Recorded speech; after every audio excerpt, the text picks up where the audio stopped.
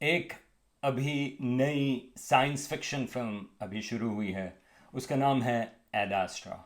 वो पाकिस्तान में भी है और बाकी जगहों के ऊपर भी रिलीज़ हुई है। मुझे पता है कि बहुत सारे लोग जो हैं वो तो एक छोटे स्क्रीन के ऊपर वो मूवीज़ देखते हैं। मगर मेरी रिक्वेस्ट ये होगी कि ख़ास तौर से इस किस्म की जो साइंस फिक्शन फिल्म्स हैं वो एक इमर्सिव एक्सपीरियंस है, तो अगर आपको मौका मिले तो आप उसको एक बड़े स्क्रीन के ऊपर आप देखें। लेकिन ये मूवी इसके सिलसिले में ऐसी बात करते हैं कि शुरू में मैं आपको वजूहात दूंगा कि आपको ये क्यों मूवी देखनी चाहिए, और उसके बाद मैं आपको कुछ वजूहात दूंगा कि आप ये मूवी जो है वो स्किप भी कर सकते हैं।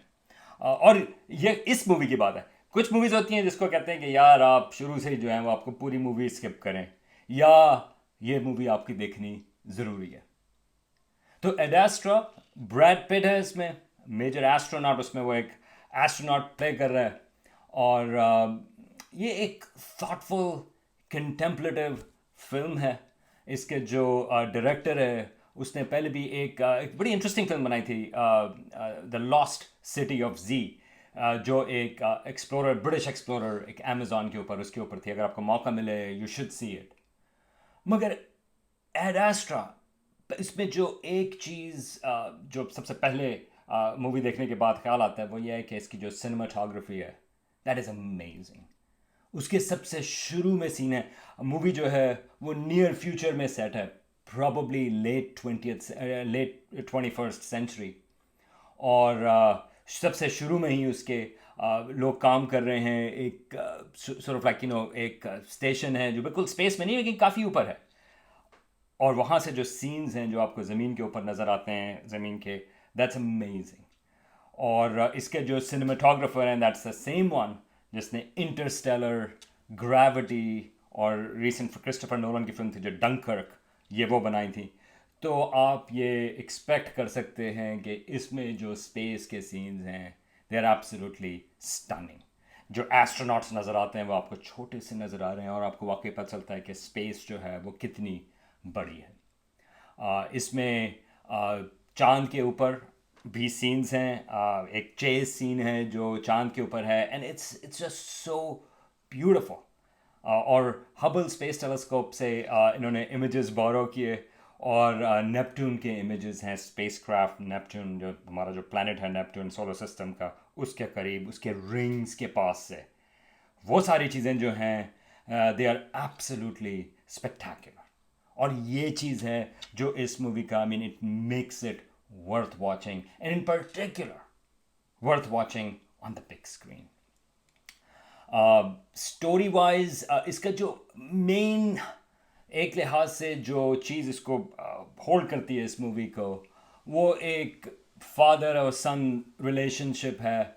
और एक लिहाज से इट्स अ लॉट अबाउट वो जो आपकी चेंजिंग डेफिनेशंस हैं मैस्कुलिनिटी की, कि मर्द या आपका जो आदमी है या मर्द है उसकी क्या डेफिनेशन है। So there is a generational change, क्योंकि जो ब्रैड पिट है, he is, I mean, character जो है ब्रैड पिट का, he is the son of another astronaut, famous astronaut, played by Tommy Lee Jones. So that is what the movie holds. मगर जो problems हैं इस movie के, तो ये सेकंड हाफ कि इस मूवी की प्रॉब्लम्स क्या हैं, और आपको शायद ये मूवी आप स्किप कर सकते हैं, वो ये है कि ये मूवी जो है वो कुछ कोहेरेंट नहीं है। इसमें एक सीन है, again I don't want to give you any spoilers, तो बगैर स्पॉयलर्स के मैं ये कह सकता हूँ कि इसमें एक जगह दरमियान में Brad Pitt character when he is on the way, I think to moon और Mars, I forgot, I think to Mars, वो दरमियान में जो हैं एक स्पेस बबून्स एक स्पेस क्राफ्ट में मिलते हैं जो कि बगैर ऑक्सीजन के ठीक हैं, एंड यू गो लाइक, हाँ। इसी तरह मार्स के ऊपर सीन्स हैं। अगेन मैं ज़्यादा बताना तो नहीं चाह रहा, लेकिन आई मीन देयर, जिस तरह से Brad Pitt's character actually gets on a spacecraft that goes to Neptune, that's absolutely unbelievable. और वो चीज़ ये है कि जब आपके पास इतना बड़ा बजट है और आप एक बनाना चाह रहे हैं मूवी जो इंस्पायर्ड है 2001 स्पेस ऑडिसी से, तो यार आप थोड़ा उसको साइंस के ऊपर भी आप थोड़ा सा ख्याल करना है। और that is a big disappointment. Not that कि कभी कभार ये होता है कि साइंस ना भी ठीक हो लेकिन अगर मूवी अच्छी है you can still get a lot out of the movie. लेकिन इसमें अनफॉर्चुनेटली जो साइंस है that almost like compromises the movie. जो उसमें मेन प्रेमिस है कि टॉमी ली जोन्स कैरेक्टर जो हैं he is gone out Neptune के पास, क्योंकि that's where he can search for intelligent life better. कोई इसका रीज़न की बात नहीं है, आपको इतनी दूर जाने की ज़रूरत नहीं, आप उसी तरह से यहाँ पे भी आप वही चीज़ कर सकते हैं। It's not that different.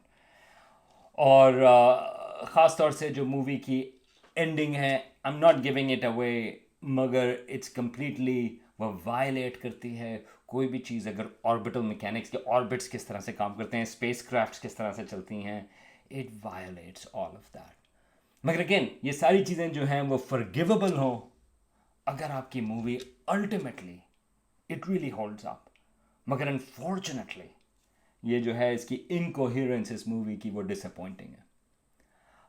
अगर आपको इसके अलावा कुछ और देखना है तो मैं कहूँगा कि अगर आपको बड़े स्क्रीन पे ये मूवी देखने का मौका मिले तो डू सी इट, क्योंकि इस किस्म की साइंस फिक्शन फिल्म जो हैं वो रिलेटिवली रेयर हैं, जो थोड़ी सी थाटफुल होती हैं even with all the mistakes in it, उसके उसके बावजूद।